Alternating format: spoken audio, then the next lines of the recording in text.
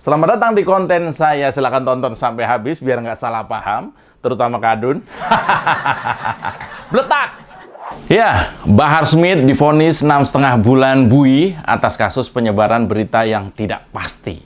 Ya, ini perkembangan terbaru atas kasus yang membelit kesekian kalinya si penceramah berambut gondrong ini.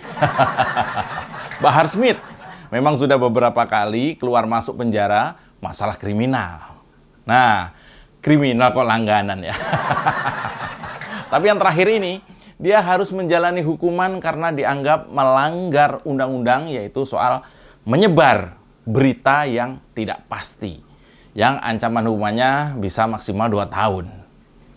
Pasal 15 Undang-Undang Nomor 1 Tahun 1946, itu bunyinya begini: barang siapa yang menyiarkan kabar yang tidak pasti, atau kabar yang berkelebihan atau yang tidak lengkap, sedangkan ia mengerti setidak-tidaknya patut dapat menduga bahwa kabar demikian akan atau mudah dapat menerbitkan keonaran di kalangan rakyat, dihukum dengan hukuman penjara setinggi-tingginya 2 tahun penjara.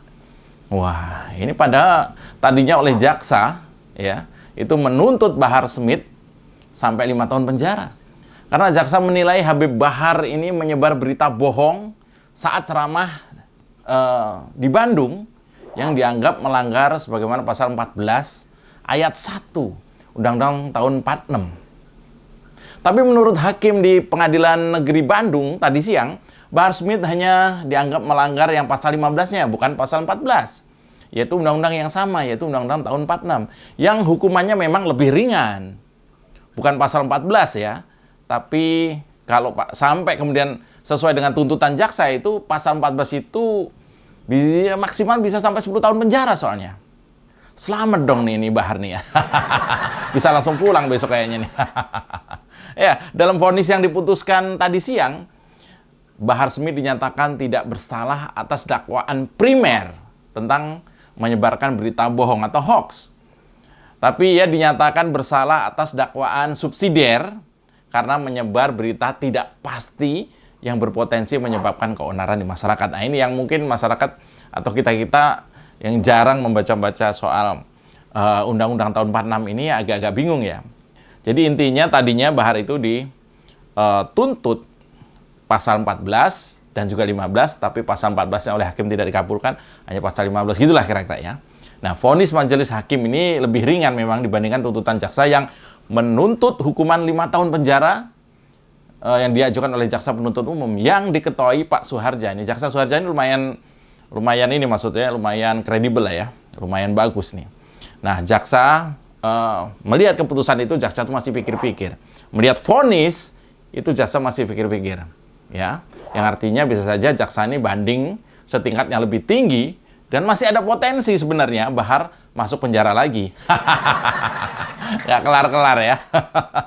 Ya, dengan keputusan atau vonis hakim terhadap si Bahar Smith, Bahar bisa langsung menghirup udara bebas. Karena memang Bahar sudah 7 bulan lebih dalam tahanan. Yang menarik adalah mencermati pertimbangan hakim yang berbuah putusan yang ringan dibanding tuntutannya ini, yaitu hanya sekitar 10% dari tuntutan.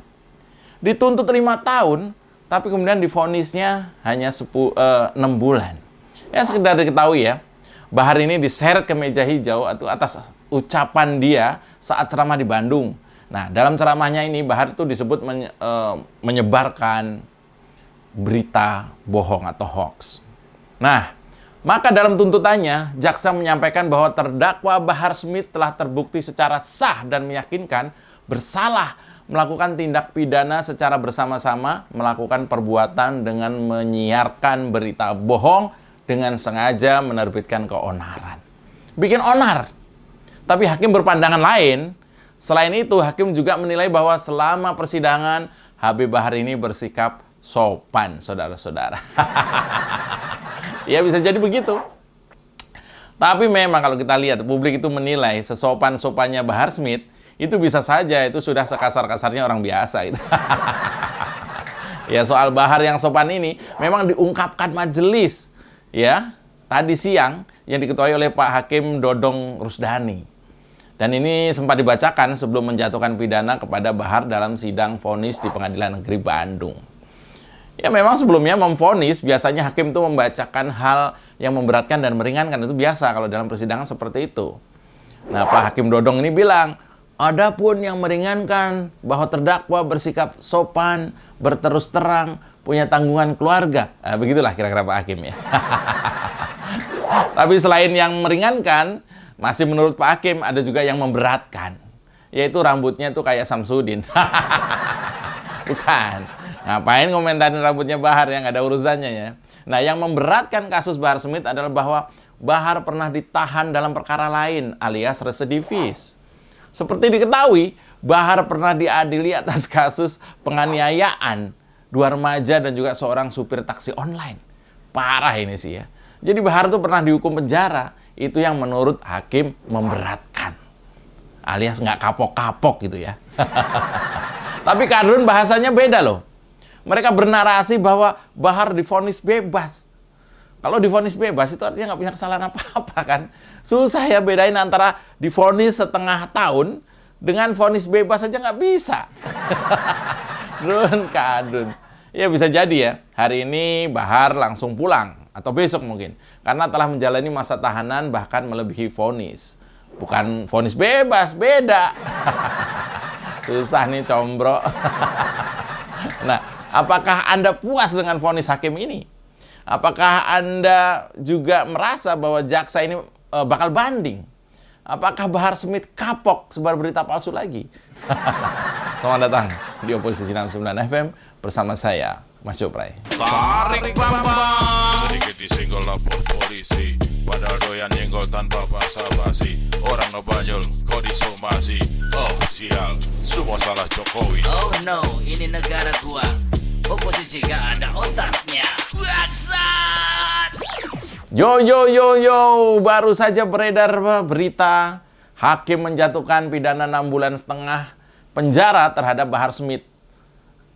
Bahar dinilai oleh hakim menyebarkan berita yang belum jelas dan bisa berpotensi menimbulkan keonaran lah. Kira-kira begitu ya. Mengadili menjatuhkan pidana penjara kepada terdakwa Bahar bin Ali bin Smith dengan pidana penjara selama 6 bulan 15 hari. Kata hakim begitu tadi. Nah, vonis yang diberikan majelis hakim tersebut lebih rendah ketimbang tuntutan jaksa penuntut umum atau JPU yang menuntut Bahar dengan hukuman 5 tahun penjara. Saya masih ingat waktu Bahar Smith itu menyampaikan pledoi atau nota pembelaan atas tuntutan 5 tahun ini. Nah, kalau kasusnya adalah kasus penyebaran berita bohong atau hoax, itu bisa maksimal bisa 10 tahun, tapi tuntutannya 5 tahun waktu itu. Saya masih ingat. Nah, Bahar menyebut dakwaan terhadapnya itu penuh dengan kepalsuan katanya. Kayak cinta kawula muda ya, penuh kepalsuan. Bahar Smith waktu itu menyampaikan, saya tertawa yang mulia, saya tertawa melihat isi dakwaan. Untuk keadilan katanya. Tapi nyatanya isinya bohong. Penuh kemunafikan dan juga kepalsuan. Saya yakin yang mulia, tuntutan 5 tahun bukan kemauan jaksa. Tapi intervensi dari atasan. Makanya saya bilang jangan untuk keadilan, tapi kezaliman. Mana keadilan? Saya ditangkap secepat kilat. Belum diperiksa, saksi sudah ditahan. Itu kata Bahar Smith. Aduh, sampai serak saya. Semangat 45 sih Bahar nih ya. Ya, Bahar mengaku heran. Ceramah yang dia sampaikan itu katanya menimbulkan, dianggap keonaran lah gitu ya. Dia menyinggung pejabat yang justru kerap berbicara kebohongan, tapi nggak diproses hukum. Ya memang kelompok-kelompok seperti Bahar ini selalu membandingkan kasus mereka dengan kasus yang lain, padahal beda pasal gitu. Seperti kasusnya Pak Ferdi Sambo misalnya, dibandingkan dengan kasus KM50. Atau kasusnya Roy Suryo, dibandingkan dengan kasusnya Pak Ade Armando misalnya begitu. Apanya yang dibandingkan? Kan bukan masalah panci, bos. Atau kasusnya Edi Mulyadi yang rasis itu, dibandingkan dengan kasusnya Ruth Sitompul yang menyebar foto editan Anies pakai baju daerah Papua. Tapi kasus pornografinya Ariel, kenapa nggak dibandingkan dengan kasus chatnya Firsa dan juga Rizik? Aduh, terserah kadrun deh kalau udah kayak gini. Iya, tadinya Bahar bin Smith ini dituntut 5 tahun penjara atas kasus hoax saat ceramah di Bandung. Bahar itu nggak mau mengakui kesalahannya dalam perkara ini. Biasalah ya. Bahkan Bahar sama sekali tidak mengaku salah atas apa yang dituduhkan itu.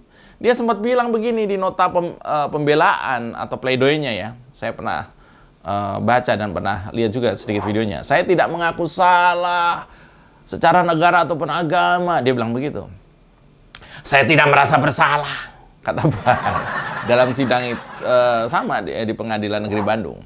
Bahar tak mengaku bersalah lantaran apa yang diucapkan dalam ceramah yang membahas penangkapan Rizik Syihab gara-gara melanggar protokol kesehatan di acara Maulid Nabi. Hingga masalah penembakan Laskar FPI. Katanya menurut fakta, si Bahar itu menyampaikannya itu menurut fakta. Apalagi Bahar katanya punya foto bukti jasad 6 Laskar FPI tersebut. Ya ini di kasus yang berbeda lah ya. Ya kita nggak akan masuk ke materi persidangan karena ini sudah diputuskan ya. Ini sudah sering banget sih. Diulas sama geng Kadun tuh udah sering banget. Membanding-bandingkan kasus A dengan kasus B itu udah biasa banget. Bahkan memang sudah basi juga sih. Dalam kesempatan itu malah Bahar itu juga meyakini kalau dirinya akan diputus bersalah. Nah, jadi ketika dia menyampaikan pledoi itu si Bahar sudah meyakini bahwa dia akan diputus bersalah. Ini sih bagus ya, udah ngaku salah gitu. Dia menyinggung soal dalang dari kematian 6 Laskar FPI. Kalau misalnya sampai kemudian si hakim ini tidak memvonis bersalah. Nggak tahu saya maksudnya apa nih Bahar ngomong kayak gini. Ya kalau antum punya bukti sampaikan ke pihak kepolisian. Kalau antum punya bukti baru, sampaikan. Gak usah banyak bacot keluar sana, keluar sini, kan jadi ditangkap kan. Menurut saya sih ya, lebay ya. Mengada-ada, kasus soal Laskar FPI itu sudah kelar.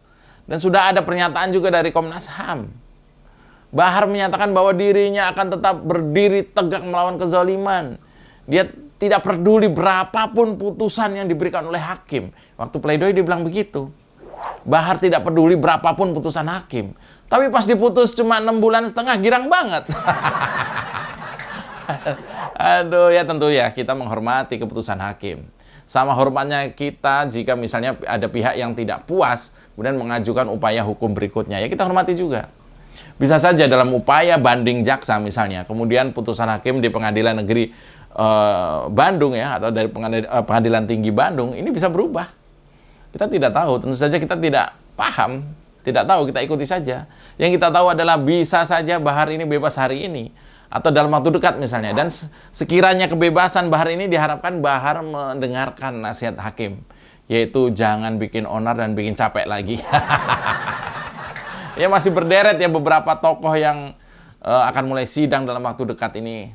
Ada Roy Suryo, kasus penistaan agama. Yang sedang berjalan, saya tidak tahu apa udah divonis belum. Itu ada Edi Mulyadi, juga kasus SARA. Yang saya yakini juga bakal menyedot perhatian.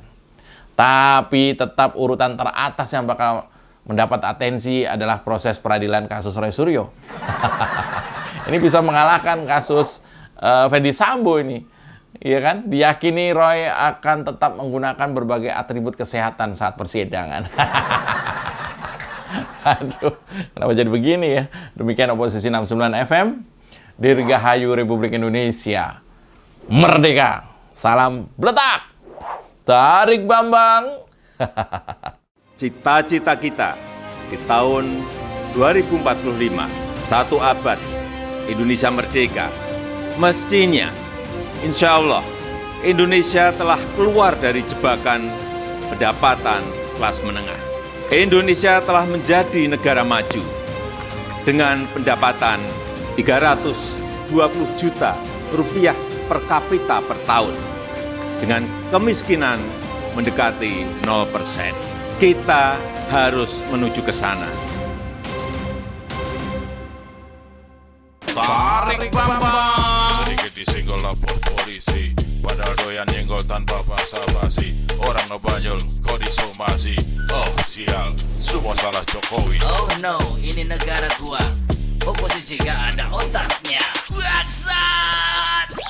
Kita dukung aksi melawan intoleran, radikalisme, dan juga terorisme demi Indonesia yang lebih baik dengan cara subscribe di kanal 245 TV. Makasih. Joe Dah. Mau kemana kawan tanpa arah tujuan, cari masalah rawan, urus saja masa depan.